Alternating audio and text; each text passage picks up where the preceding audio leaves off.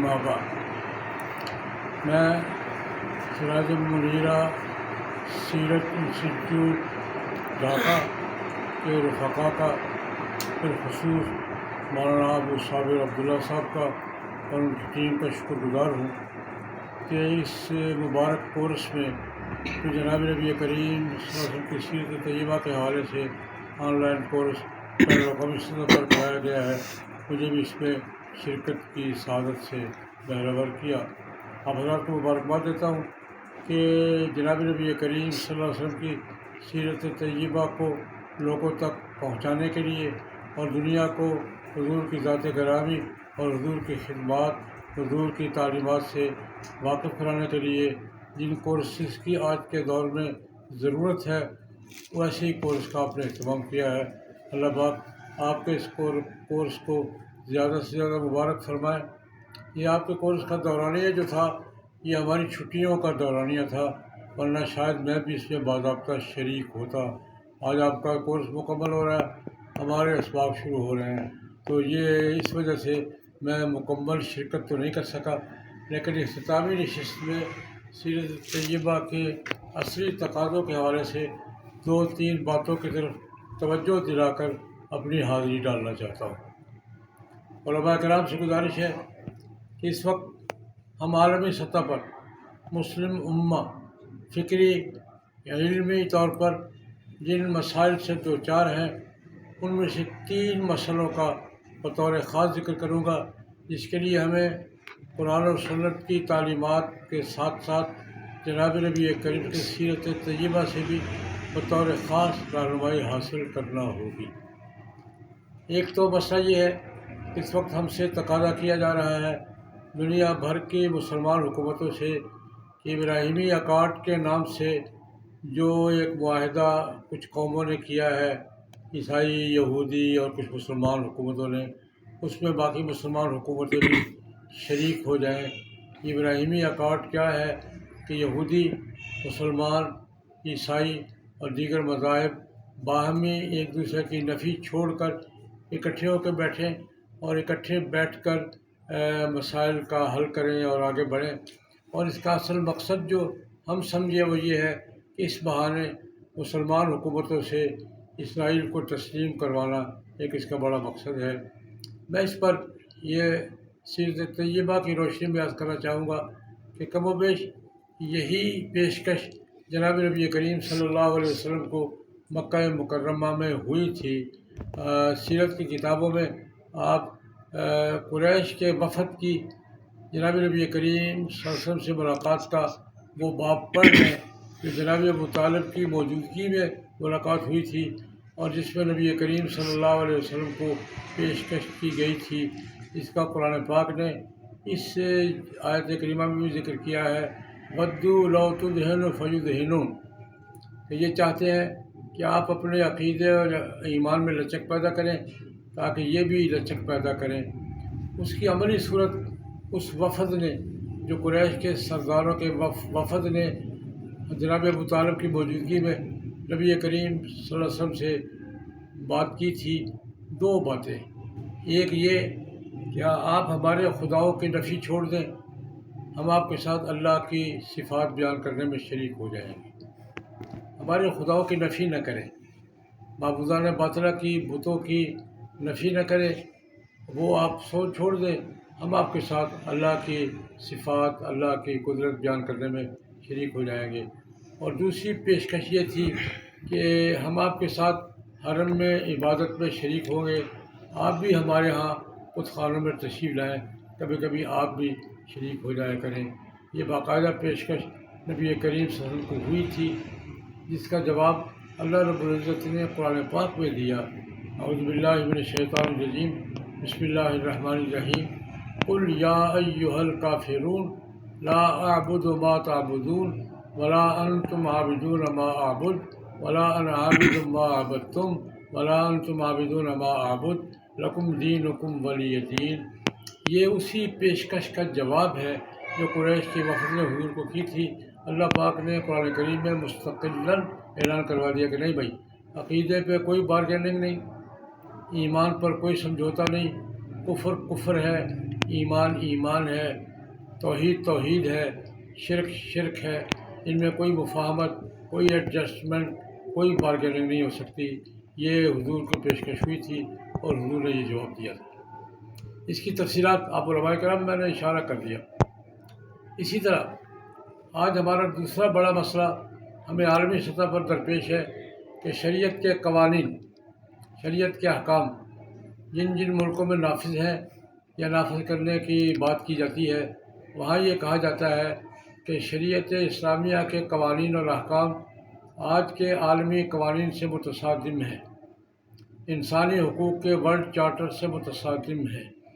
اس لیے بین الاقوامی قانون کی پابندی کی جائے اور شریعت کے احکام میں رد و بدل کیا جائے۔ یہ رد و بدل کا مطالبہ خاندانی نظام میں بھی ہے، نکاح طلاق کے وراثت کے مسائل میں بھی ہے، اور حلال حرام کے مسائل میں بھی ہے، اور باقی مسائل میں بھی ہم سے شریعت کے احکام میں رد و بدل کا مطالبہ کیا جا رہا ہے۔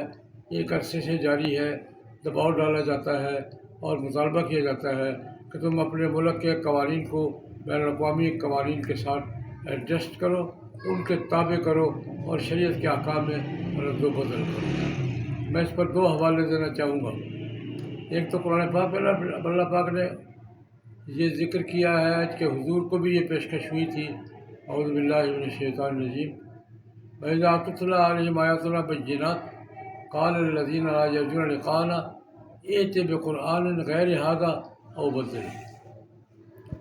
قرآن پاک میں اس کا ذکر ہے کہ جب ان کو قرآن پاک کی آیات سنائی جاتی ہیں تو قال الذین لا یرجون لقاءنا، جو ہماری ملاقات کی امید نہیں رکھتے، یعنی آخرت کو نہیں مانتے، نان بلیورز لوگ یہ کہتے ہیں ایت بقرآن غیر ھذا، کوئی اور قرآن لائیں، یہ قرآن ہم نہیں مانتے، او بدل ہو، یا اس میں رد و بدل کرے۔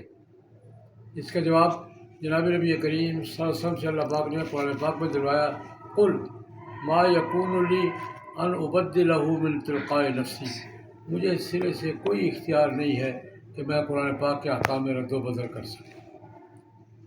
یہ حضور کے زمانے میں بات ہو چکی ہے احکام میں رد و بدل کی۔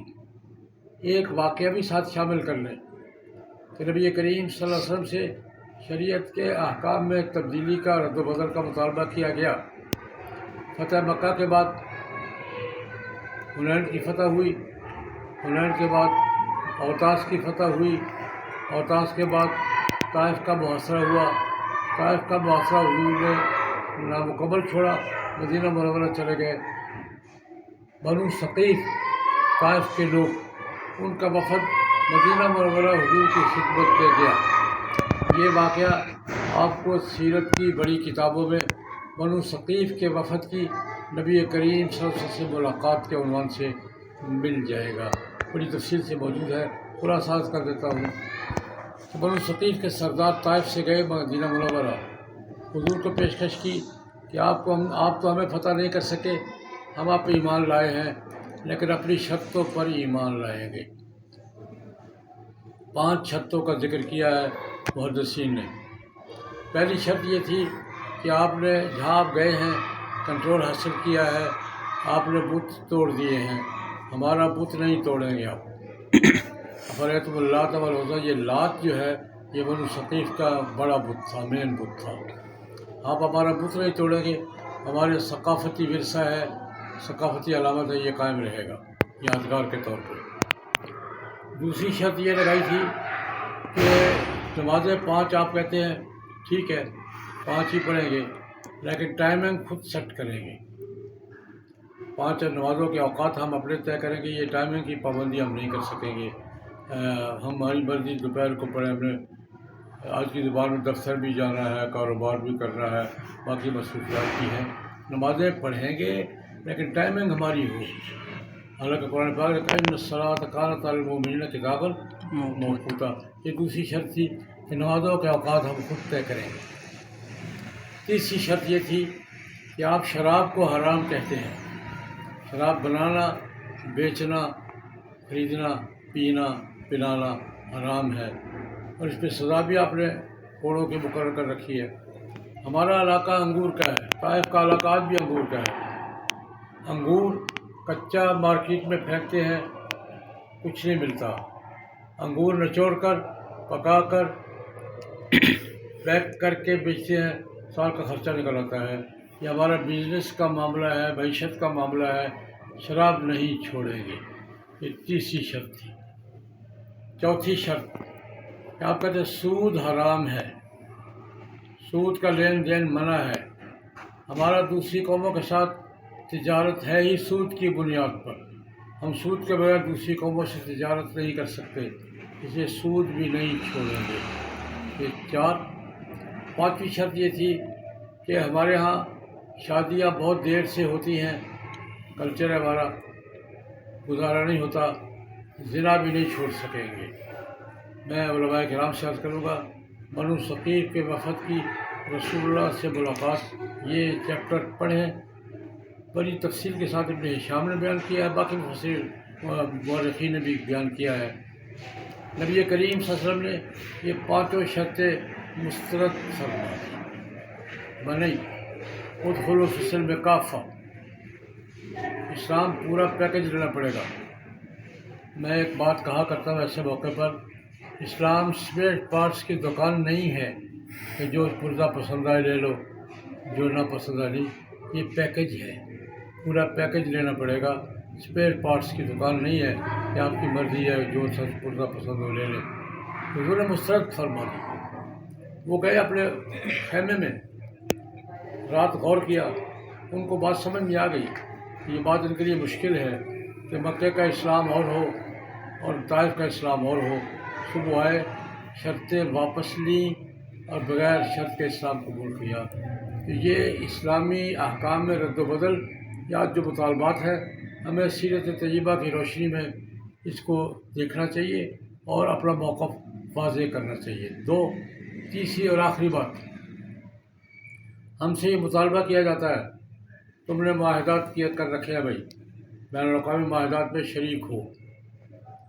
بین الاقوامی معاہدات یو این کے ساتھ, دوسری قوموں کے ساتھ, انسانی حقوق کے حوالے سے, عورتوں کے حوالے سے, بچوں کے حوالے سے, بزنس کے حوالے سے, غلامی کے حوالے سے, تم معاہدات میں شریک ہو. معاہدات میں شریک ہو تو ان کی پابندی کرو. ہمارے لیے مسئلہ یہ ہے کہ معاہدات پر مکمل پابندی کریں تو شرعی احکام کی پابندی نہیں ہو سکتی ہم سے. یہ بہت نازک مسئلہ ہے. ہم معاہدے کر لیتے ہیں, نبھانے مشکل ہو جاتے ہیں. میں یہ عرض کرنا چاہوں گا علماء کرام سے کہ سیرت طیبہ میں حضور نبی اکرم کے طرز عمل ملتا ہے.